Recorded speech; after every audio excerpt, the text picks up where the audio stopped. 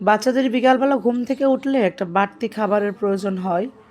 মানে পেট ভরা থাকলেও তাদের কিছু না কিছু খাবার দিতেই হবে। যে বিকালবেলা ঘুম থেকে উঠেছে, তাকে বাসায় বানানো পাঁপড় খাইতে দিয়েছি। আমাদের অঞ্চলে আমরা এটাকে পাঁপড় বলি। আমরা বাসায় এটা বানায় মাঝে মাঝে মন চাইলে বাচ্চাদেরকে খাবার হিসেবে ভেজে দিতে পারি। যে আমি দিয়েছি, তারা মোটামুটি খাবারটা খুব ভালোভাবেই গ্রহণ করেছে।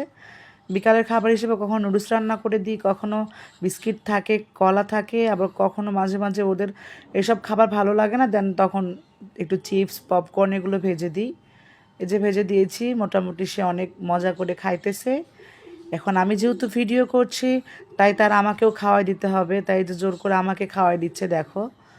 মানে আমি যদি না খাই তাহলে কান্না করে বিছানায় গড়াগড়ি করবে, তাই আমি বাধ্য হয়ে খেয়ে নিচ্ছি লক্ষ্মী মেয়ের মতো। আমার মাম্মাম খাওয়াই দিচ্ছে, আমি খেয়ে নিচ্ছি। এমনই মাম্মাম যে কথা না শুনলে কান্না করে গড়াগড়ি করবে।